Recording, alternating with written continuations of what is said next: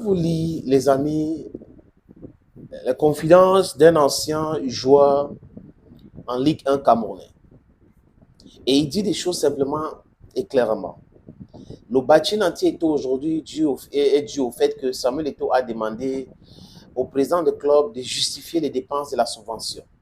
Et comme la plupart de ces présidents de clubs sont habitués à faire des choses dans le noir et menacer les joueurs, prendre cet argent utilisé dans leur business, investir dans autre chose que le football, les amis, ils sont regroupés pour faire du Eto'o Badge.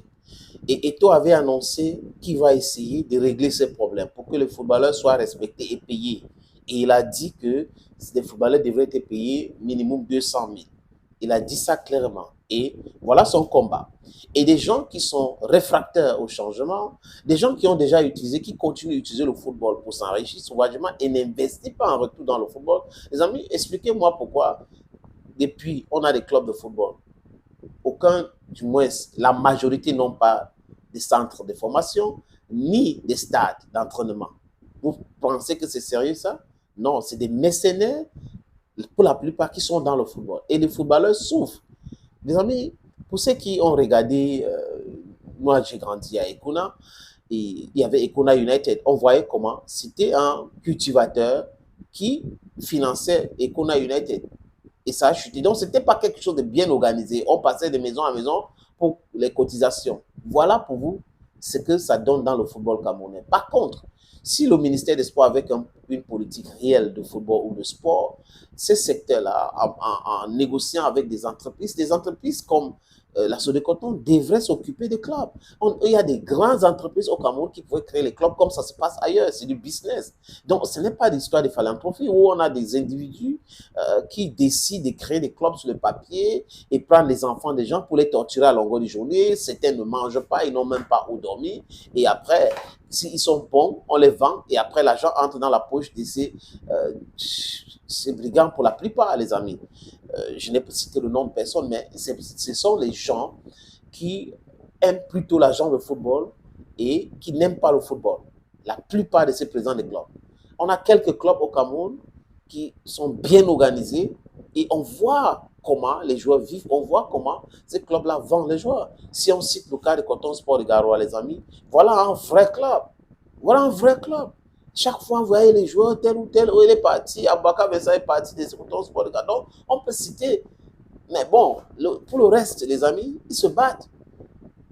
Ils se battent, les amis. Vous avez un club comme Bamboutous de Mbouda, c'est formidable. C'est-à-dire que c'est organisé. On peut citer l'Union de Douala. Donc, vous voyez que le Cameroun n'a pas besoin d'avoir 1000 clubs. Le Cameroun a besoin d'avoir les clubs qui respectent les normes. Les clubs qui respectent les joueurs, les clubs qui payent les joueurs. Si le Cameroun a 20 clubs en première division ou 16, ce n'est pas un problème. Si les clubs respectent les règles, respectent les joueurs. Donc, il ne faut pas avoir 1000 clubs. Il faut professionnaliser ce secteur. C'est pour cette raison que quand le général Semengue avait commencé à parler de la Ligue professionnelle de football, il fait partie des rares personnes qui disaient qu'il n'y a rien de professionnel dans cette Ligue professionnelle de football. Il n'y avait rien de professionnel. On jouait dans les champs de patates. Les clubs n'ont pas l'argent pour payer les stades parce qu'aujourd'hui, on se rend compte que ce stade a été payé. Donc, il n'y avait pas d'argent pour payer ce stade, les amis. Donc, il y a un problème réel. Il faut régler ce problème. Je vous propose donc le témoignage de ce joueur, ancien capitaine de canon sportif de Yaoundé, il s'appelle Thierry Onana.